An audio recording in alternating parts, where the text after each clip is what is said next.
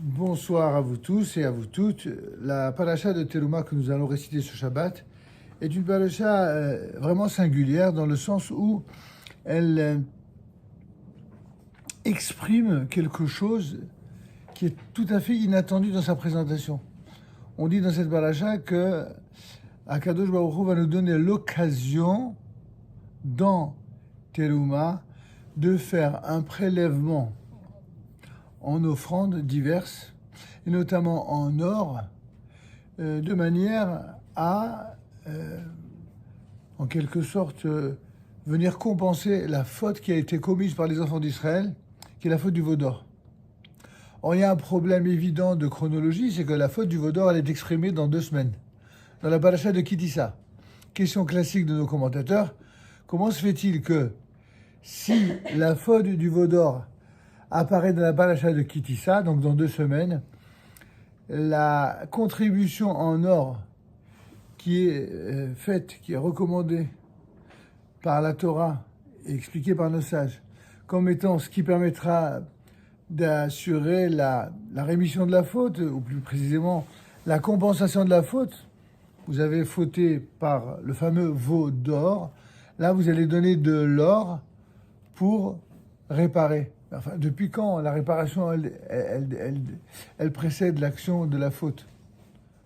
C'est pas très logique, vous êtes d'accord que c'est pas évident. Alors certains s'en tirent à bon compte en disant, de toute façon, Rashi évoque un clan, un principe général connu, selon lequel En Mugdam Ohar Batora. Il n'y a pas d'ordre chronologique dans l'énoncé des textes de la Torah. C'est-à-dire qu'il se peut effectivement qu'au niveau événementiel, il y ait, comme c'est le cas ici, un événement qui est rapporté, qui est relaté dans la paracha de Kitissa, c'est-à-dire dans 2 semaines, et que, effectivement, ce qui vient réparer la faute, eh bien, apparaisse 2 semaines avant.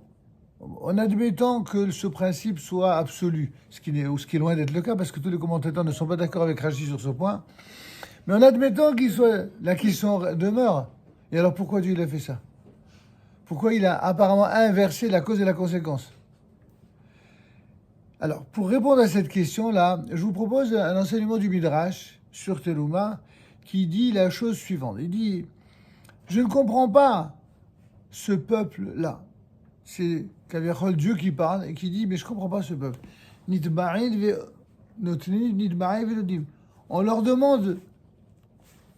demande de la générosité en or pour le sanctuaire, c'est-à-dire pour la sainteté, et ils donnent vraiment de manière très, très généreuse.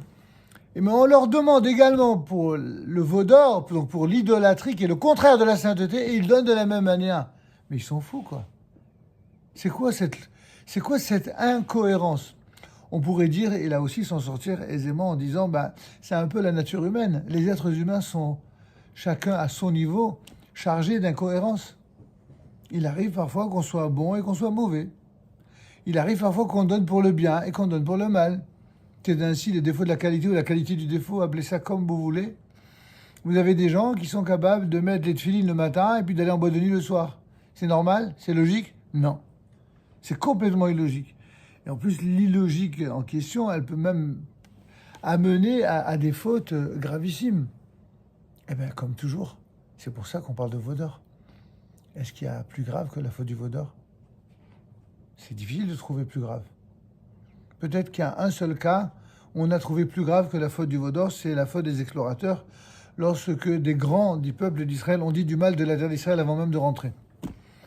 C'est le seul cas où beaucoup de sages, notamment le Kuzari, Rabbi Yehuda Levi, le Meshech Chochma et d'autres encore, vont expliquer en disant que pour eux, si les 2 fautes les plus graves sont la faute du veau d'or et la faute des explorateurs qui ont dit du mal de la terre d'Israël, selon eux, la faute sur le mal qui a été dit sur la terre d'Israël est encore plus grave que la faute du veau d'or. Ah bon? Comment ça? Comment est-ce possible? Ben oui, on le sait par rapport à la sanction. Et surtout, par rapport aux conséquences. Lorsqu'il y a eu la faute des explorateurs, eh bien, ils ont voulu faire teshuva. C'est-à-dire, Ils ont regretté, ils se sont rendus compte qu'ils sont allés trop loin. Dieu avait dit que cette terre d'Israël serait une terre où coule le lait et le miel, une terre qui est très bonne. Et eux, ils ont osé dire, on se remettre en question, même s'il y a des commentateurs qui viennent se porter à la défense, malgré tout, de ces explorateurs. Mais de manière fondamentale, les rabbins sont unanimes pour dire que c'est une faute très grave qui a été commise. Dire du mal de la terre d'Israël quand on est juif déjà, et a fortiori quand on est un rave, quand on est un grand d'Israël, c'est la faute la plus grave au point que il y a vous savez qu'il existe une liste dans le Talmud de journées qui ont été instituées comme des jours de jeûne. Certains qui sont les journées les plus connues que vous avez certainement étudiées ou que vous allez étudier, et d'autres qui sont tombées en désuétude. Une de ces journées de jeûne qui est tombée en désuétude, c'est la journée que les enfants d'Israël jeûnaient le jour où les explorateurs ont fait tchouva. Commentateurs de dire, mais enfin, s'ils ont fait tchouva, fantastique, alors ça devrait être une journée de joie, pas une journée de jeûne. Réponse, non, mais seulement, ils ont fait tchouva, mais ça n'a pas été agréé. Dieu ne les a pas acceptés dans leur tchouva. Un des rares cas où la tchouva, c'est pas le seul, mais un des rares cas où la tchouva n'a pas été agréée. Quand quelqu'un dit du mal de la terre d'Israël, il est impardonnable, il est impardonné. Et c'est de là que tirera le Kuzari, que le Mesher Chorma, que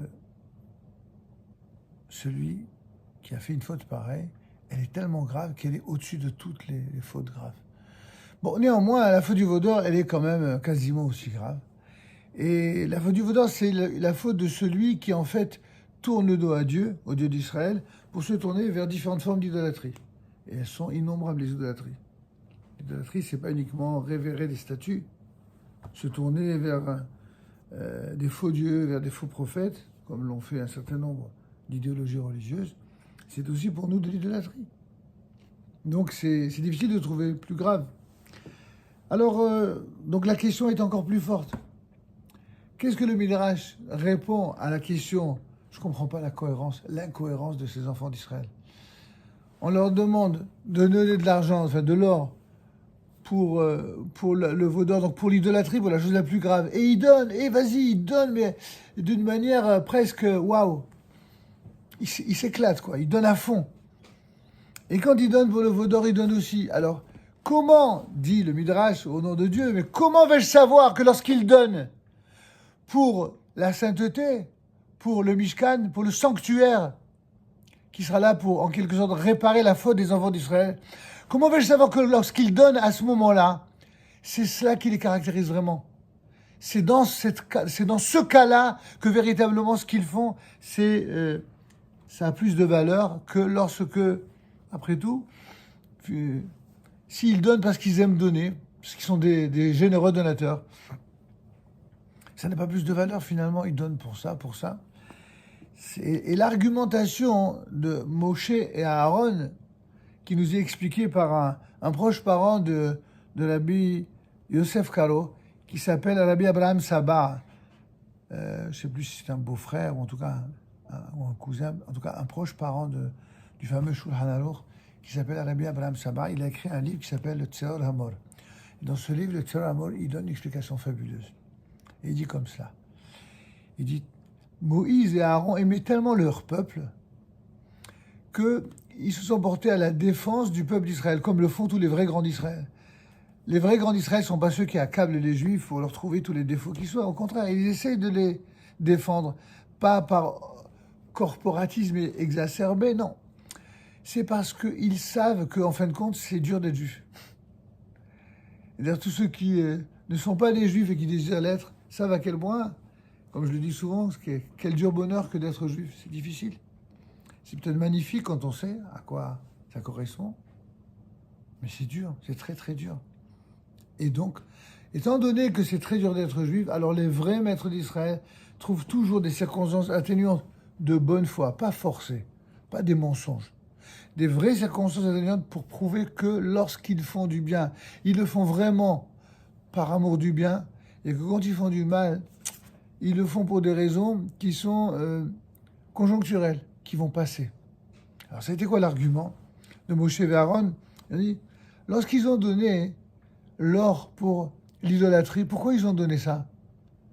Parce qu'en fait, eux qui étaient ataviquement nourris par les qualités de générosité de Abraham, de Yitzhak, de Yaakov, depuis l'esclavage d'Égypte, quand vous vivez esclave dans une société pseudo-égalitaire par le travail, par la tyrannie, où est-ce que vous pouvez donner? Même dans le désert. Qui peut donner à qui? Est-ce qu'il y a des riches? Est-ce qu'il y a des pauvres? Il n'y a rien du tout. Comment peut-on exprimer sa générosité si ce n'est par la tzedaka, par le fait de donner? Or, dit le Tzedor Hamor, Rabbi Abraham Saba, il dit comme cela. Il dit le peuple d'Israël il avait une sorte de trop-plein, de frustration, de manque à donner. Il était frustré de ne pas pouvoir donner. Il avait envie, il ne pouvait pas. Parce que c'est pas possible. Tu vas donner à qui, à quoi, comment? Rien. On ne va même pas faire les courses dans le désert. Il n'y a pas les galeries. Rien du tout. Il n'y a pas de pauvres, il n'y a pas de riches. Cette frustration était tellement forte que dès qu'ils ont eu une occasion d'exprimer leur générosité, alors ils se sont éclatés. Ils ont donné, sans se contrôler, d'une manière presque maladive. Oui, donner. Un peu comme quelqu'un qui est frappé par la maladie de la prodigalité. Vous savez qu'est-ce que c'est que la prodigalité? C'est lorsque quelqu'un jette son argent par les fenêtres.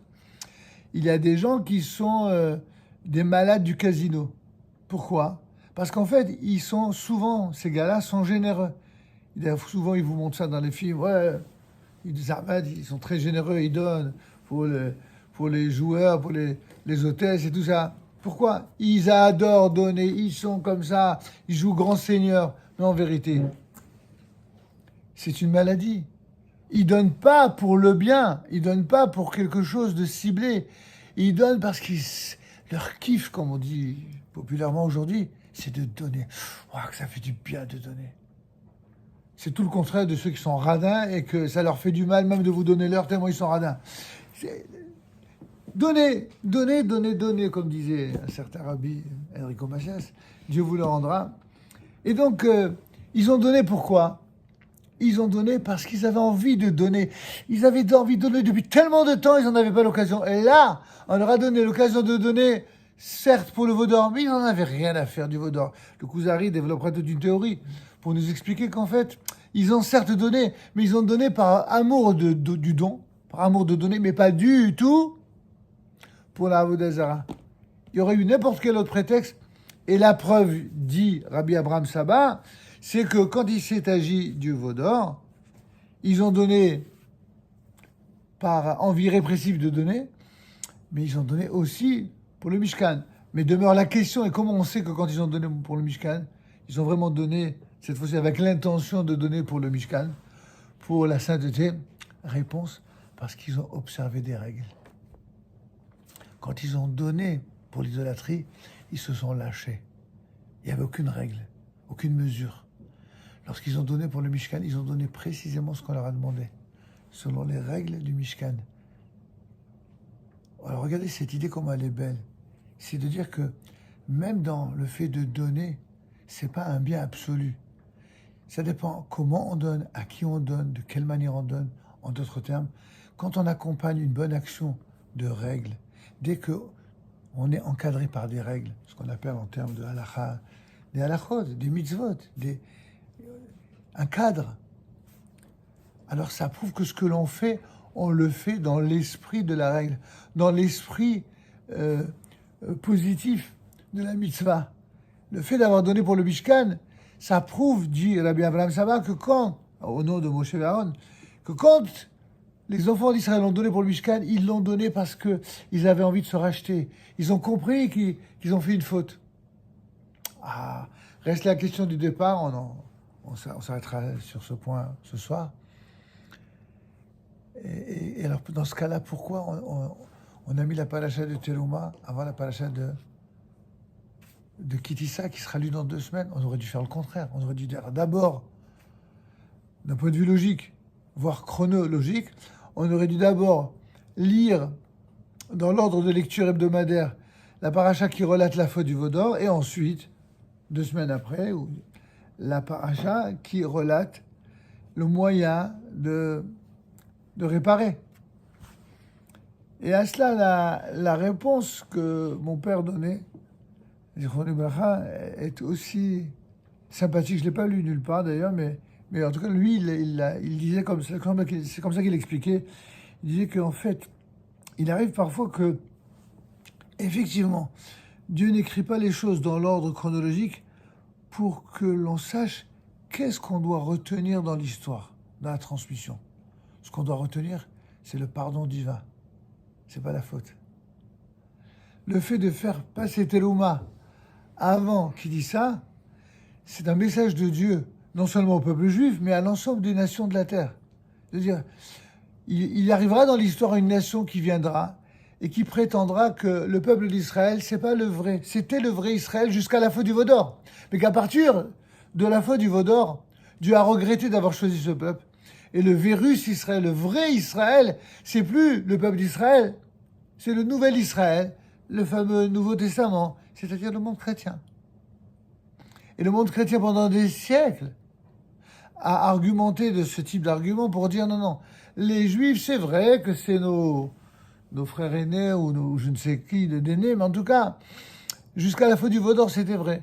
Du jour où ils ont fait la faute du veau d'or, ils sont plus rien. C'est nous, c'est-à-dire, pense-t-il, le monde chrétien, qui prenons la suite et qui sommes, en quelque sorte, les vrais perpétuateurs et continuateurs de la parole divine. C'est nous, le vrai Israël. Vient la Torah et dit, ça marche pas, ça. C'est vrai qu'ils ont fait une faute. Et c'est vrai qu'à cause de cette faute, ils vont en baver dans l'histoire. C'est vrai qu'elle sera toujours comme une épée de Damoclès sur l'histoire du peuple d'Israël parmi les nations. C'est vrai. Mais il n'en reste pas vrai que fondamentalement, malgré tout ce que les Juifs ont pu faire, malgré les erreurs qu'ils ont pu commettre, Dieu ne retient qu'une chose. Il ne retient que le pardon. À quoi ça ressemble? C'est pas du favoritisme aveugle. C'est la loi de l'amour, le vrai. Quand un homme ou une femme aime son enfant, qu'est-ce qu'ils vont retenir de leur enfant? Que les bêtises qu'ils ont fait, que le mal qu'ils ont fait. Même si vous avez des fois un brigand, Dieu merci, nos enfants ne sont pas des brigands, mais même un enfant qui se comporterait comme un voyou, en général, un père et une mère vont toujours essayer soit de justifier, soit à défaut de justifier, parce que c'est des fois injustifiable, au moins de trouver des circonstances atténuantes, parce qu'ils ont tellement envie de l'aimer et de le voir évoluer dans le bon sens, que ce qu'ils retiennent, c'est pas quand il a commis une faute, mais quoi? Quand il a changé. Ok, comme disait quelqu'un il n'y a pas longtemps, tout à l'heure, avec qui j'ai changé, qui me dit, bon, il y a des fois des passages dans la vie, on n'est pas les mêmes, n'est-ce pas? Ça change. On peut être dans l'erreur à un certain temps et finalement évoluer. C'est vrai. C'est vrai. Mais déjà, il faut être grand, à la fois idéologiquement, spirituellement, et avoir un grand cœur, avoir beaucoup d'amour dans son cœur pour être capable de pardonner ceux qui ont pu faire des choses pas bien. Exactement l'amour dont est capable un père vis-à-vis de son enfant ou une mère vis-à-vis de son enfant. Et c'est donc la raison, ça répond à la question, pourquoi Dieu a placé Telouma avant Kitissa, pour qu'on sache que dans l'histoire, ce que Dieu retient, c'est pas les fautes des enfants d'Israël, c'est lorsqu'ils font teshuva, c'est lorsqu'ils reviennent vers Dieu. Et pour exprimer cette idée profonde, mais pas aussi simple ni évidente que cela à imaginer, alors Dieu a placé la paracha du pardon et de la rémission de la faute par la consécration de la tzedaka pour le bien, pour la sainteté. Il a placé avant la paracha qui finalement est la seule paracha de toute la Torah qui est traduite par nos sages, notamment les kabbalistes, comme étant la paracha du mashber, c'est-à-dire la fracture. Je m'explique, d'après l'enseignement du Rav Kook, toutes les parachutes de la Torah, depuis Bereshit jusqu'à l'école Israël, jusqu'à la dernière Vesoda Bracha, elles vont toutes par deux, par famille de deux. C'est la théorie, la pratique, c'est le singulier, le collectif, c'est toujours par deux. D'accord? C'est première étape, deuxième étape. Par exemple, les deux dernières, c'était Yitro Mishpatim. Yitro, c'est les 10 commandements. Mishpatim, c'est la deuxième partie des 10 commandements. C'est la suite des commandements qui vont représenter, en quelque sorte la mise en application détaillée des 603 autres qui suivent et qui sont rattachés à ces 10 premiers commandements. Donc Yitro, Mishpatim, d'accord? Eh bien, lorsqu'on arrive, bonsoir, lorsqu'on arrive à la paracha de Teruma, on a expliqué tout ce qu'on vient d'expliquer. Il y aura Tetzavé, là aussi Teruma, ça va avec Tetzavé. Et lorsque on termine Tetzavé, sur quoi on tombe? Kitissa. Kitissa, c'est la seule paracha. Elle n'appartient pas à un groupe de deux, elle est seule. Pourquoi? Elle est hors tableau, hors standard. Elle est la paracha de la rupture. La rupture qui est évidemment traduite dans les termes de la Torah par le fameux Mashber, la fracture de la société du peuple d'Israël. Ce peuple qui a eu le mérite extraordinaire de recevoir la Torah du ciel, la Torah de Dieu. À peine reçoit-il la Torah, à peine reçoit-il les explicitations de tout ce qui est important, en d'autres termes, toute la théorie, ainsi que le contenu pratique, que, boum, Moïse qui va pour recevoir cette la Torah et la transmettre au peuple, ils en profitent pour faire la faute du veau d'or. Waouh! C'est-à-dire que nos sages ont dit que c'est toujours dans l'endroit même où la chose la plus sainte, la plus sacrée, la plus belle, la plus élogieuse qui existe, que se trouvent les tentations les plus morbides et les plus idolâtres qui peuvent exister. Et dans toute l'histoire d'Israël, ça a été ainsi. À chaque fois que le peuple d'Israël a atteint des niveaux de sainteté les plus élevés, il a été tout de suite menacé, voire contredit, ou en tout cas affligé, mais aussi affaibli par une sorte de mise à l'épreuve par le Satan, certains l'appellent le Satan, mauvais penchant, appelez ça comme vous voulez, et qui empêche finalement Israël de progresser. C'est toute l'histoire du peuple d'Israël. À quoi, pour terminer et comparer le don de la Torah, la relation entre le peuple d'Israël et son Dieu est comparée au mariage entre deux amoureux, un prince et une princesse. Et pendant que le prince a son cœur et ses yeux et son âme qui sont tout entiers voués au regard de la princesse, qu'est-ce qu'elle fait la princesse? Elle est en train de faire les yeux doux à quelqu'un d'autre. C'est l'infidélité par excellence. Quoi. Au moment où tu es sous le dé du psal, tu penses déjà à l'infidélité. À quoi ça ressemble, dit le Midrash, au peuple d'Israël? Il est en train, son représentant Moïse reçoit la Torah, c'est le moment qu'ils choisissent pour faire la faute du veau d'or. C'est tout le problème du peuple d'Israël. Pourquoi dans le peuple d'Israël il y a tant et tant de vicissitudes dans son existence de peuple? Pourquoi il y a tant d'épreuves? Pourquoi il y a tant de difficultés, souvent d'ailleurs incomprises, dans ce qui lui arrive? Pourquoi tant d'épreuves même gravissimes et lourdes de conséquences? C'est parce que chaque fois qu'il est sur le point de réaliser les choses les plus belles, les plus grandioses, au lieu d'aller jusqu'au bout de son intégrité et de sa sainteté, c'est là qu'il choisit pour tourner le dos à Dieu et aller, entre guillemets, épouser telle ou telle idolâtrie. Bon, c'est donc, vous l'avez compris, une paracha qui est chargée de contenu très très profond. On aura l'occasion, évidemment, dans d'autres vidéos, de donner bien plus de détails. Bon, avant de poursuivre, il y a quelqu'un qui aurait une question sur ce qu'on a dit. Alors, en tout cas, vous avez compris ce que c'est également que juger favorablement. Parce qu'en fin de compte, tout ça, ça suit l'argumentaire de Moshe et Aaron pour montrer à quel point ils aimaient le peuple. Et comme le dit le Messilat Yesharim, le fameux Ramchal, Rabbi Moshe Chaim Luzzatto, un des plus grands kabbalistes italiens de son temps, donc il disait que c'est quoi un vrai berger d'Israël? Prenons en exemple Moïse. C'est celui, mais dans chaque génération, il y a quelques-uns comme Moïse qui tirent la leçon de l'exemplarité de Moïse. C'est celui qui recherche en permanence le bien de son peuple, qui prie sans arrêt pour son bien et qui fait tout pour les juger favorablement et les inciter à grandir. C'est ça, un vrai maître d'Israël.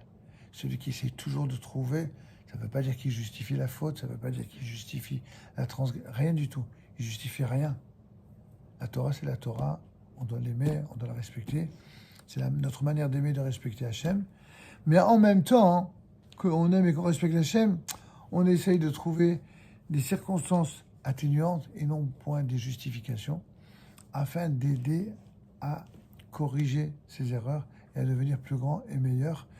C'est ce qu'un homme fait pour son enfant, ce qu'une mère, elle fait aussi pour son enfant, et c'est ce que Dieu fait pour son peuple, et c'est ce que le peuple d'Israël doit apprendre à faire, déjà à l'intérieur du peuple, mais également à l'égard des nations.